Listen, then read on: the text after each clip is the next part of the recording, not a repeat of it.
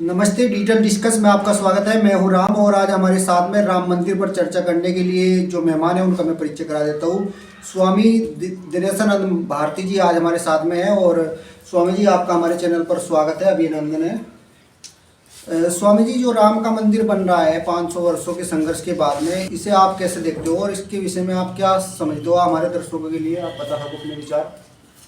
देखिए, सबसे पहले तो यह है कि जो रामलला विराजमान का जो भव्य मंदिर बन रहा है वो एक बहुत बड़ी दास्तान है, वो संघर्षों की कहानी है और अनेक संघर्षों की कहानी है। जब हम लोग बचपन से सुनते आए हैं, हमने रामशिलाएं दान करी, हम बाल्यकाल में राम मंदिर का आंदोलन जब बहुत चरम पर था तब हम लोग उसमें सक्रिय रहे। रामलला हम आएंगे, मंदिर वहीं बनाएंगे और बचपन से इस चीज़ को हमने देखा है, सहा है। 1992 में हम जो है 10-12 साल के बच्चे थे जी जी।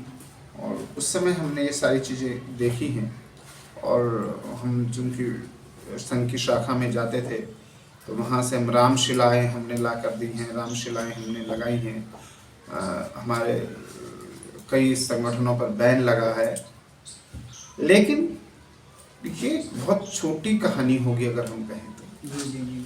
कहानी तो उस समय है कि है जब मीर बांकी ने वे जो है राम मंदिर तोड़ा था और उस समय जो हमारे राजपूत समाज के लोग और समस्त हिंदू समाज, उनके घर में कोई 18 वर्ष का नौजवान बालक जीवित नहीं बचा था। सब राम लला के लिए खेत रहे और जो बचे उन्होंने एक संकल्प लिया कि जब तक मंदिर में पुनः रामलला विराजमान नहीं हो जाते तब तक हम चमड़े का जूता और सिर पे पगड़ी नहीं बांधेंगे। आप एक क्षत्रिय की कल्पना कीजिए कि पगड़ी का सवाल उस समय तो बहुत बड़ा होता था, आज तो कोई मान रखे या न रखे। ये उनके संघर्षों की कहानी है। अभी मैं कल देख रहा था, एक माता ने 1992 में जो बाबरी ढांचा गिरा 22 दिसंबर को, 16 दिसंबर को सॉरी, तो 16 दिसंबर को जब वो ढांचा गिरा तो उसी समय जो है एक माता ने मौन व्रत ले लिया था कि अब तो रामलला के दर्शन करके, उस मंदिर को देख करके, उस वहाँ भगवान की मूर्ति को देखने के बाद ही बोलूंगी। और 30 साल से उसने बोला नहीं, मौन व्रत ले लिया। जब तक रामलला विराजमान नहीं हो जाएंगे तब तक बोलूंगी। और ऐसे एक दो नहीं, अनेक हमारे जो है उदाहरण आपने हर गांव हर गली में मिलेंगे और इस समय तो ये उत्सव का माहौल है। स्वामी जी, कुछ नेता जो हमारे देश के नेता है जो सनातनी कहते हैं अपने आप को, और कुछ संत भी ऐसे बयान आए उनके जो राम मंदिर को पर वो विवाद खड़ा कर रहे हैं, तो क्या उचित है उनका ये बयानबाजी करनी? देखिए, इसमें क्या है कि सबसे पहले साधारण व्यक्ति को, जन सामान्य वो नेता अगर सनातनी परिवार का जन्म है उसका, जी जी, और उसने या उसके पूर्वजों ने यदि धर्म परिवर्तन नहीं किया है, ठीक है ना। कई बार क्या होता है कि हमको पता नहीं रहता है, हमारे यहाँ व्यक्ति धर्म परिवर्तन कर देता है, नाम वही रहता है। जैसे बहुत बड़ा उदाहरण आपको दूंगा कि ये छत्तीसगढ़ के मुख्यमंत्री है अजीत जोगी। नाम से आपको लगेगा कि हिंदू हैं, लेकिन वो ईसाई बन चुके थे और उस पर भी बड़ा कमाल हिंदुओं को, सनातनियों को बेवकूफ़ बनाने के लिए क्या गया कि पहले लाइव उनके अंतिम संस्कार को दिखाया गया, जो भी क्रिश्चियन विधि से होता है, ईसाई विधि से। जी जी। और उसके बाद कुछ दिन बाद उनकी अस्थियां यहाँ हरिद्वार भी लाई गई। अब वो पता नहीं वहाँ से उखाड़ के लाए, ताबूत में से लाए, कहाँ से लाए, तो एक वो ढांचा है। तो सबसे पहले ये चेक करना पड़ेगा कि उन नेताओं ने कहीं गुप्त रूप से अपना धर्म तो परिवर्तित नहीं कर दिया है, पहली बात। दूसरी बात, आप जब संतों की बात करेंगे तो देखिए, संत किस पद पर है, संत किसी से लाग लपेट नहीं रखता है और संत अपनी पद की मर्यादा के अनुरूप ही कार्य करेगा। यदि संत प्रतिष्ठित पद पर है और उसका कार्य है, कई जैसे हमारे जगत गुरु होते हैं, दूसरे संत होते हैं, महामंडलेश्वर होते हैं, तो इनका कार्य है कि ये शास्त्र सम्मत कार्य करवाएं और शास्त्र सम्मत कार्य करें। तो इसके लिए तो संतों पर तो मैं कोई विवाद नहीं कर रहा, ना ही मुझे लगता है कोई संत विवाद कर रहा है। और संत तो जब भी बात करेगा शास्त्र सम्मत की बात करेगा और शास्त्र सम्मत ही कार्य होना चाहिए। लेकिन यदि कोई राजनीतिक इसमें राजनीति ढूंढ रहा है तो उसकी बहुत बड़ी गलती है। और मैं तो ये भी मानूंगा कि यदि किसी ने राम मंदिर बनवाया है तो उसे राम मंदिर पे वोट मांगने का भी पूर्ण अधिकार है। इस पे राजनीति की आवश्यकता है। स्वामी जी, जो हमारा हिंदू समाज है उनके लिए राम मंदिर का जो उत्सव है ये किस प्रकार उन्हें मनाना चाहिए, किस प्रकार राम की महिमा को जो हमारे नए बच्चे हैं, युवा है, उन्हें बताना चाहिए। तो आप अगर हमारे दर्शकों के लिए बताएं, मार्गदर्शन करेंगे, क्या बता सकते हैं? देखिए, राम मंदिर की प्रतिष्ठा से, राम के दर्शन से कोई मतलब नहीं। राम तो हमारे आदर्श रहे हैं, चाहे राम मंदिर था फिर हट गया फिर रहा। राम तब भी आदर्श थे जब शुरू से राम मंदिर था। लगभग 20,000 वर्षों से राम मंदिर वहाँ पर था। 10-20 हज़ार जो भी रहा होगा। और फिर जो है उसमें बार बार लोग उसमें मरम्मत करते रहे, उसको बढ़ाते रहे। फिर उसके बाद एक ऐसा दौर आया जब सनातन पर गहरा प्रहार होने लगा और वो राम मंदिर वहाँ से हटाया गया।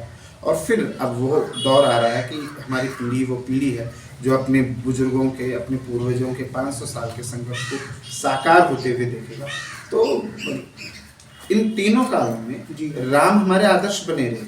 हाँ, आप अपने बालकों को, अपने बच्चों को राम से कैसे जोड़ सकते हैं? तो प्रत्येक घर में रामायण होनी चाहिए।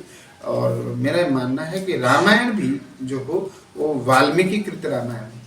आप वाल्मीकि के रामायण पढ़ेंगे तो राम आपकी समझ में आ जाएंगे और राम क्या चाहते हैं, राम राज्य क्या होता है, वो सब आपकी समझ में आ जाएगा। आप हमारे घर में रामायण होनी चाहिए, हमारे घर में गीता होनी चाहिए। ये 2 ग्रंथ ऐसे हैं जो हमारे घर में होने चाहिए, जरूर होना चाहिए, क्योंकि इससे आपका आदर्श स्थापित होता है। और हमें लगता है कि हमारे आदर्श ने ऐसा किया तो हमें कैसा करना चाहिए। बाकी जो राम मंदिर की प्राण प्रतिष्ठा है, तो दीपावली से भी बड़ा त्यौहार है हमारे लिए। दीपावली तो बहुत छोटा है क्योंकि हम अपने भाव को व्यक्त नहीं कर पा रहे। जो हर्ष और है अपने हृदय में, उसको हम व्यक्त नहीं है। ज़्यादा क्या व्यक्त कर पा रहे हैं हम लोग कि हम दीपक जला रहे हैं, हम 500 दीपक जला लेंगे, हम 1000 दीपक जला लेंगे, यही हमारे उद्गार है। लेकिन इससे हमारे हृदय का जो प्रसन्नता है वो प्रदर्शित नहीं हो पा रही। इससे कई लाख गुना हमारे हृदय की जो है, हम जगह जगह भंडारे हो रहे हैं। हमारे रुड़की में कई जगह भंडारे, लगभग हर मंदिर में भंडारा हो रहा है, हर मंदिर में संकीर्तन हो रहा है, हर मंदिर में रामचरितमानस का पाठ हो रहा है। लेकिन तब भी हमारा जो हर्ष है वो समाहित नहीं हो रहा है। हर्ष तो इतना है, और मैंने जैसे आपको पूर्व में भी कहा कि प्रत्येक सनातनी का घर अयोध्या बन चुका है, प्रत्येक सनातनी का हृदय अयोध्या बन चुका है, और अयोध्या में श्री राम विराजमान हो चुके हैं। तो बिना राम के अयोध्या तो कहीं नहीं। तो मुझे अंतिम समय में जो राम जन्मभूमि न्यास के जो उस समय अध्यक्ष थे नृत्य गोपाल दास जी से पहले रामचंद्र परमहंस जी, मैं रामचंद्र परमहंस जी का एक वाक्य मुझे सुनने में बड़ा वो लग रहा था। अंतिम उनका जो था साक्षात्कार था जिसमें उन्होंने कहा था कि राम भी आकर कह दे कि मैं अयोध्या में पैदा नहीं हुआ तो मैं राम को भी झुठला दूंगा, क्या दुनिया में कहीं और अयोध्या है? जी, ये बात आज भी महापुरुषों की स्मरण आती है।